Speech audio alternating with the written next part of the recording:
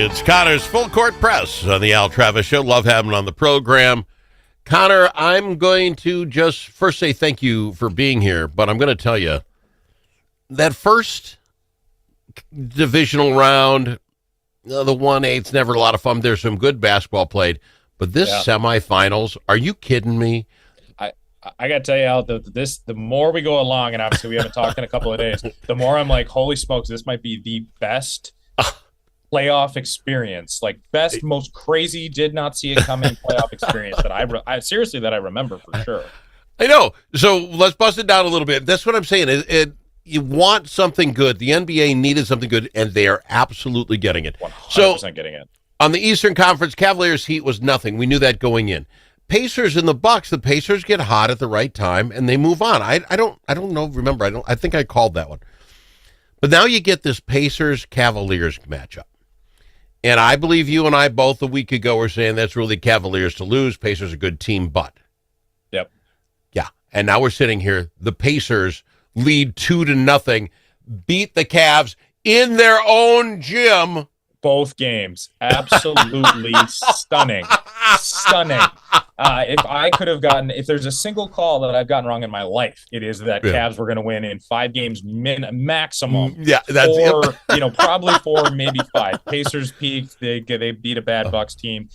Unbelievable outperformance by the Pacers. And honestly, I think they believe they are like you said, hot at the right moment. They now know they can beat Cleveland, and now Cleveland is 1 game away from you can't overcome it. Now, I will say, if I'm still correct, there has never been a team to come back down 3-0. So if Cleveland loses this next game, it's historically done deal. If there's ever a series where that could change, I think it could be this one, because I still think Cleveland is a phenomenal. You are hanging with them, aren't you? I don't know if we got. Okay, go ahead. It's been completely hero ball. I mean, Cleveland's had spurts, and obviously the last game was won on a last-second shot, but the Pacers have been super level. Halliburton has been fantastic. Their players have played well, but nobody is the Superman, whereas the Cleveland Cavaliers have got their guy, and he's got to score 50, and they still lose by a point. I mean, this has been an unbelievably more interesting series than I thought at all it could have been. Just amazing, because, again, Cleveland was the outstanding class of their division, and they're not getting smoked, but they're being outplayed by a team who wants it more. How much fun is that? I mean, just get out of Dodge. It's just so much fun. Unreal. And Al, it just gets better on this side of the bracket. Let's talk about it. Better. Celtics down the Magic. It was nothing. The Knicks and the Pistons was a great contest. I really thought the Pistons might actually upset them, but it goes Knicks and Celtics. I think you and I picked Boston, no problem. Celtics they're going to 5 probably. I mean, yes. And they're down 2-0, losing the Celtics at home 2 games. And by the way, they were up by 25 points last night. We were sitting at the bar. Celtics and Knicks is playing here. Frankly, of all the series that I don't care that much about, even as the NBA guy, that's the one that I'm like, okay, the Celtics are going to dust up the Knicks. They must have screwed up the first game. That's okay. But I'm watching it lightly, and I'm going, oh, see, the Celtics are back. They're not going to become Cleveland, who is now down 0-2. They're going to tie this thing up. They're going to dust the Knicks moving forward. They're up by 18. This is going to be fine. I look back up at the TV after I ate my French fries, and the Knicks are celebrating on the floor, and I'm like, oh my goodness. Both home court advantages by the 2 of the 3 top teams in the league, not even close in the East, have been ripped away from them. It's astounding. I mean, seriously, astounding. And now I give the Celtics, I don't know, they got to figure something out. But can you stop Brunson? I think we're literally watching a guy become an icon in front of our face. The guy wants the shot, he'll take the shot. The Halliburton's the other guy in the Pacers. You are seeing people become something. Not that Brunson wasn't a good player, but it's another level. Give me the ball. I'll win it. 20 points. That's all we're down. The kid is amazing. Amazing. Yeah, this is those two. And I would even say I would be stunned if Cleveland lost a game and if the Celtics lost a game in these rounds. The fact that they're down 2-0 at home, both games, both of them, astounding. This is the fact the Celtics gave up a 20-point, whatever it was, lead. At home, down a game to the underdogs, astounding. I mean, this is unbelievable. Unbelievable stuff. And close games. I mean, it's a 20-point thing, but it comes down to the last second bucket. It's fun to watch. And then before we even got our first game, the Wolves, you then end up having the Nuggets upset the Thunder in the first game. I think the first 5 games that were played in this division went to the underdog. I don't know. Do the math on that. That can't have happened very often, if it ever has. Yeah. We'll talk the Western side right after this with Connor's Full Court Press. What a fun series. I'm just scared the whole conference finals and championship will be boring compared to what we're seeing here. It's been amazing. More with Connor right after this on the Al Travis Show.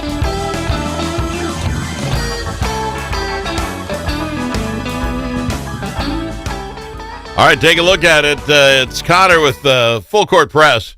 So now we get over to the West. And did you pick you told me you think the Cavs can still come back. Did you mention whether you think the Celtics can? Well, I think I feel less strongly that the Celtics could come back from a 3-0. So in the given situation that Cleveland loses again, loses the first game in Indiana, and they're down 3-0. Never, I believe still, never in NBA history has a team that's down 3-0 ever come back. If there's ever been a time where I think a team is good enough compared to, and apparently I'm wrong, but compared to the team they're playing, Cleveland can come back from that. Right. If Boston loses the first game in New York, I don't know that I'm as confident. All right, fair enough. That'll bring Cat on to the next level, which would be amazing. So now we get the Thunder and the Nuggets. The Nuggets, best player in the league. I don't care. You can give it SGA, whatever, but it is literally the best player in the league. But I still think Thunder's the better squad. The first game comes out, and the Nuggies win. You're like, what is going on? These 63-team win teams are losing in the first game. What were your thoughts in the first game before we even get to the next one? Yeah. I mean, I will say that it's just good basketball. Like we've been waiting for the Nuggets to kind of really come into themselves. You know, they won the first round, and we knew they had the best player on the planet. I mean, bar none. Jokic is the best player. He won't win not an MVP this year, but I mean, clearly deserves it. But the supporting cast just kind of didn't show up, and you know they come in, they play what is probably undoubtedly the best team in the league right now, which is OKC. I think even beyond Cleveland, I think they are clearly the best team, most well-rounded, really well done. And frankly, Jokic had a Superman game, obviously 42 points and 22 rebounds. I mean, unbelievable. Yeah. But his supporting cast showed up. He had Russell Westbrook with 18. He had Aaron Gordon with 22. You know, he had Jamal Murray, who is his Robin, at 21. And so they just showed up, and Oklahoma City put on a good showing too. I mean, it was exactly their brand, but they lose by a bucket. Okay, fine. The second game was okay. This is what we should have seen in the East. This is what should have happened in the East. They smack them by 50, 45 43-point win. It was just Oklahoma City is in an absolutely other class than Denver still, even without having the best player ever. Unfortunately for Denver, I think that's almost okay, we just got our backs broken type of a loss. I mean, you can lose even by 20. Games can get away from you, and they have another series, and they come back and win the next one. Houston and Golden State had a lot of that. But 45 points, a hit you in the mouth factor like that, that's tough to come back from. That is psychologically tough, especially even if you're going home. Now, Denver's got a chance to get its win back in its sails. It's going to be at a home court here. It's tough to play in Denver. So they got a chance still. That's going to be a heck of a series. All right. Then the one we got to talk about, the hometown squad, your Minnesota Timberwolves. So they're getting the Warriors, and I know you're a big Warrior fan. Steph Curry there. You got Jimmy Buckets. And the number of stories, the paper, 5, 6 headline stories. Bucket comes back. There's the whole Draymond Green choking out Gobert, and, just all these great stories. Then the game happens. And if I were to tell you, Connor, and this is how I put it. I think I want the Timberwolves to win it. They're my hometown clan. Yeah. If I had to put $100 on it, I'm taking the Warriors. That's just the way I just don't. If I had, So my wants and my guts are different. Then this game starts, and Steph Curry's got 13 points in 13 minutes. Things are flying. Draymond Green, he's 4 for 5. He's shooting 80% from the 3-point line, and you're like, holy crap! And then Curry goes down. Yep. Now, if I told you at the 13-minute mark at game number 1, I think they're up 10 points, and Curry's off the floor, I'm switching my bet. My bet goes to the Wolves. Wolves will not lose, even though they're down 10. Yep. But they don't, Connor. What in God's green earth happened? They lose by 11. They stretch the score out with Curry on the And out, in the locker room for upwards of a week, by the way, and potentially longer than that. So we're going to play some basketball here with the Warriors not having Steph. So a couple of things. First of all, I got a million texts. Who you rooting for? As you know, Al, you said I'm a big Warriors fan. I've been a Steph Curry fan since he played at Davidson. He was the first college player that I ever even really noticed. And I was not super old when this happened. So I've been a diehard Timberwolves fan, Minnesota sports fan my whole life. But I got a real big fan going on with a certain player out west. When they play, it's very uncomfortable for me because on the one hand, I want Steph to have 80 points. On the other hand, I want the Timberwolves to win in advance. This so far has been an example of this theory that I've kind of talked to you about that I have that first thing is star power. Obviously, by the middle of the game, the Wolves have the star power. But the thing that really matters is the experience. The Warriors have done it before. Now, Timberwolves had experience. They got to the Western Conference Finals last year. That's awesome. But they still have not exhibited, hey, we know what to do. We can remain calm in a tough situation. You can almost even get too excited when the other team's best player goes down. We've got this in the bag, and you get lax. So I actually still think that the Timberwolves are a better team, especially with Steph off. But even with Steph on the floor, I think the Timberwolves might be a better team from a roster standpoint, from the depth standpoint.